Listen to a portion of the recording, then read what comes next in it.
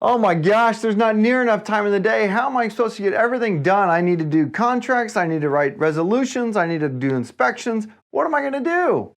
Well, that's perfect because in this video, we're gonna go over 6 time hacks for realtors.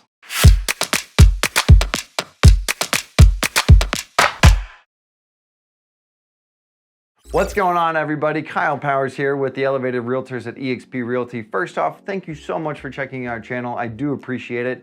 If you haven't done so already, please go ahead and hit that subscribe button. Go and hit that little bell so you get notified of any future content, and give us that like because it helps us out with the channel. So without further ado, let's go ahead and jump right into it. If you guys have any questions or if you need anything, please do not hesitate to reach out to me. My number is 785-477-5485. My email is kyle@homesforsalemhk.com. My business partner and I, James Hund, are looking to raise the level of professionalism in the real estate industry. So if you have questions about anything real estate related or not, maybe it's just business, he and I have probably 14 plus years of experience in business for ourselves and things along those lines. So let's go and jump right into it. 6 time hacks of what you can be doing as a real estate agent, as a realtor. This is what we're gonna go into. Number 1 on my list is time blocking. I don't care what that looks like for you. I don't care if it's breaking it down for 60 minutes doing this, 90 minutes doing this, and then just repeating that every single 30 minutes or every single 60 minutes, 90 minutes, whatever that is. Block it out that way. I was talking to somebody earlier this week where they literally block out, if I'm gonna check emails, you check emails 1 day a week. That's it. Or if you're gonna take time blocking to a next level and just do 1 day's admin day. So you do all your paperwork, all your transactional paperwork, all of your, I literally did this yesterday. I spent 8 hours, whether I wanted to or not, I spent 8 hours on just paperwork. It was monotonous and boring and sometimes needed, but I also got out and kind of got some signs picked up. I got some stuff going that way, but it is crazy. So if you don't have an assistant or don't have anything that way, blocking out that time, maybe it's Monday, Wednesday, Fridays, your admin, and you take 2 hours of each day of those days just to do paperwork. Or maybe it's 1 hour of each day or whatever it is, block those times out. This is, I will tell you, number 1 biggest fault for myself and for my business, and one thing that's been the hardest thing for me to do is actually do this time blocking. But I will tell you, when I go through and I do it, it is probably the most powerful thing that I've ever done. Again, you're human, give yourself some grace. I know I've had to for the last 7+ years. I've had to give myself some grace because I know that it's gonna take me some time. And there's gonna be things that jump on your schedule. There's gonna be clients, hey, this house just popped, I need to go look at it today. First off, in the market that we're going into, don't allow that to happen. I will tell you again, quite honestly, I did that for the last 2 years.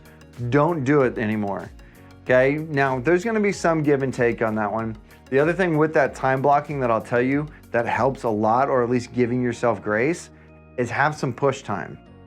You have your meetings, you have your times that can't change, you have all that stuff, but let's say you gotta record videos, or let's say you gotta do an Instagram post, or whatever it is, be able to push it. That's fine. You won't feel as strict on your stuff and everything that way. Give yourself the ability to push those times and push that opportunity. You know, like if I've got it set for 10 o'clock in the morning on Wednesdays, but I have to push it to 2 o'clock on a Wednesday or 4 o'clock or whatever it is, give those push times, give yourselves that grace because you're gonna want it. Let me tell you, I've definitely learned this the hard way, but you're gonna want that because then you don't feel like you're so rigid on your schedule that you can't change anything. So give yourself some push time, and I will tell you, in this business, you probably can't do it all in 40 hours in 1 week. At least if you got kids, family, all that stuff. You could probably do 40 hours solid block, maybe, but I'll tell you that if you want some life outside of business, you're probably gonna need to break it up over the full 7 days, not just 5. But that's been my experience. Maybe yours will be different.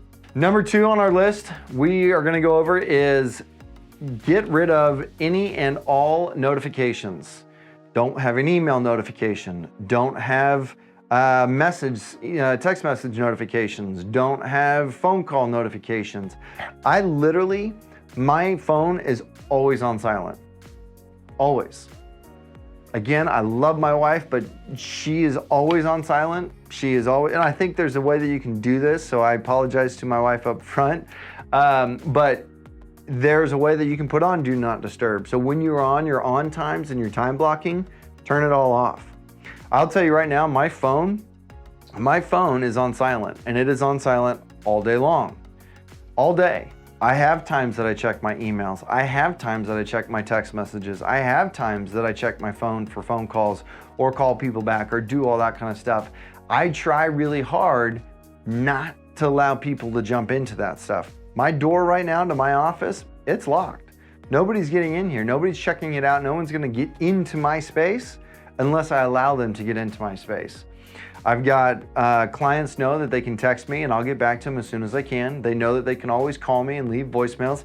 Hell, I tell people to call me at 2 o'clock in the morning, 3 o'clock in the morning. I don't care what time it is. Call me, ask those questions so that way it gets out in front of you so you don't forget it. But I'm probably not gonna answer, and I probably won't answer until the next morning. Or if you text me my voicemail, if you were to call me right now, try me, call that number, and my voicemail will say, if it's after 6:30, I will get back to you the next day. Because I try to give my family time. You know, I try to give myself and my family, I try to give them my time. I mean, weird concept, my wife and my kids want to hang out with me. I know, it's wild. But seriously, guys, give yourself that time and you won't feel so incredibly stressed every time you miss a phone call from a random phone number that you don't know who it is, or even an 800 number, or whoever it is, different states and everything involved. Don't put that pressure on yourselves. Turn off the notifications, put your phone on silent, put it on vibrate if you want to at first, that's fine too. But I know for a fact, if my phone is ever on loud, oh my God, I go nuts. I go nuts because literally if I go back and check my messages right now after recording this video, I guarantee you I'm gonna have about 10, 15 messages that I probably didn't need to look at. Whether I'm in a group message being held hostage by everybody in there just going ding, ding, ding, ding, ding. I don't care what it is, turn the notifications off. You don't need them. Nobody ever died on an email. I'm telling you, if it's important, they're gonna call you or text you. Turn your email notifications off completely. Don't even look at them on your smartphone. Set aside time to go look at your email. Set aside time to go do that stuff and stick to it. Stick to it, stick to it, stick to it. That's what I'm gonna tell you 100% all the time. Stick to the time blocking, stick to the no notifications, stick to these hacks that are gonna give you this time back. You're gonna look back and be like, holy shit, I just gained 3 hours in my day because I wasn't going to this, then I'm going to this, then I'm going to this. Stick to your times. Number 3 on our list is schedule it. I don't give a shit what it is. I don't care if it's workout time. I don't care if it's scheduled date night with your spouse. I don't care if it's lunch. I don't care if it's a meeting. I don't care if it's sex for that matter. Schedule it. Don't get me wrong, I don't have sex scheduled on my calendar, but I will tell you that I know people that do. So schedule it. If it's not on my schedule, it doesn't happen. It doesn't happen. You know, I've got to have my son's baseball games on the schedule. I've got to have practices on the schedule. I've got to have date night on the schedule. I've got to have these things on my schedule or they don't happen. I had a guy, one of my coaches, we had to reschedule our times and stuff, and he waited a couple days to get on my calendar, get it changed. And he texted me a week later, or a day or two before it actually happened, and he was like, hey, I just want to make sure we're good here. And I'm like, you didn't change it, it didn't hit my schedule, so then I didn't have it, so now I booked over that time because I didn't have anything. Schedule it. I don't care what it is, schedule your time with it. Because if you don't know if you don't look at your schedule, you don't know what you're looking at in the day, how is anybody else supposed to know when to get on your schedule? Schedule it, schedule it, schedule it. Put it all on there. And if you got to move it, that's fine. But schedule it first. Get it out there, get it taken care of, and make sure that if you're gonna plan over it, that you're consciously planning over it. Not, oh, I think I had something at 10 o'clock, but you know what, I'm gonna do it anyway. Schedule it, put it on the calendar. I don't care if it's a paper calendar. I don't care if it's Google Calendar. I don't care if it's Apple Calendar, whatever it is, put it on a calendar, put it on something that you check every single day, and check those things. I know one of my first morning routines, one of my things I do is I look at my calendar and I'm like, okay, this is what I got today, mainly because I want to dress in shorts. And if I don't need to, I don't dress in anything but shorts. But I go look and I look, okay, do I need to dress up? Do I need to wear this? What do I need to be ready for? And just get my day planned in my head. That's one of my first things in the morning. So that's one of the big things. Is number 3 is schedule it. Number 4 is make small changes. So one of the biggest things that I want to have is just make those small, minute changes. Anytime a pilot takes off, they're making small changes to make it to their destination.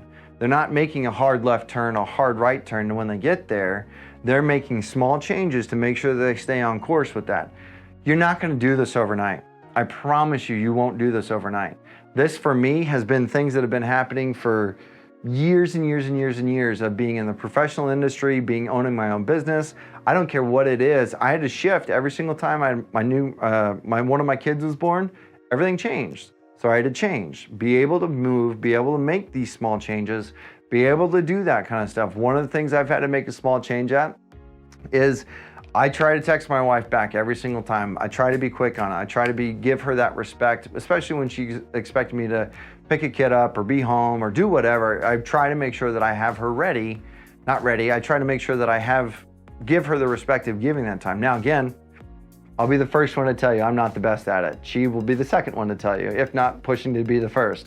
But I'm trying. These are small changes that I'm making to make sure that we are doing these things. You're not going to change everything overnight.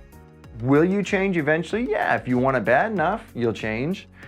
Make these small changes, because otherwise it won't happen. The habit won't stick. Habits have been formed over years and years and years of doing them. So making a small change, making sure that it's something you can do to continually do it, that's what I'd recommend there. Number 5, this is a big one for me.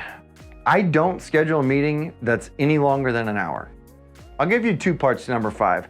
Number 1 is don't schedule anything more than an hour. And number 2 is don't ever go into a meeting that you don't know what you're going into. That's 2 parts to number 5. 1 hour meeting, because once you go past an hour, you're not being productive. I don't care what you're doing. I don't care who you're with. I don't care what it is. Once you go past an hour of spinning it with that person, you're going to be spinning your wheels. If you think back, you could probably, if you think back to the last meeting you had, hour and a half, 2 hour meeting, how long was that meeting and did you actually get something done in that? Now, again, I'm bad at this one, but I'll tell you that whenever I get to listing agreements, those typically last me an hour and a half to 2 hours, but that's because they're asking a bunch of questions and doing that stuff. I could go in and get my stuff done in half an hour. But if you're asking questions and doing that stuff, I'm good. Like, it won't take me that long to go through my stuff. But if you're asking questions, it's going to push it. So, number 1, make sure that you don't go over an hour, because you're not going to be productive after that point, and you want to be respectful of the person that you're with.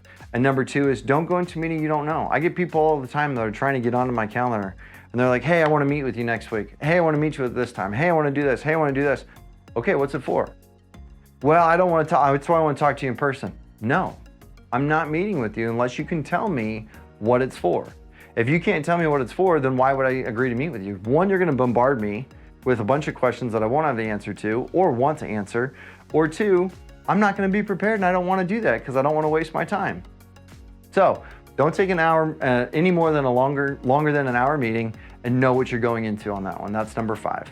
Number 6, probably one of my favorite and least favorite things in the entire process is this. Number 6 is hire an assistant. I hate it and I love it all at the same time. I've gone through more assistants than I care to count.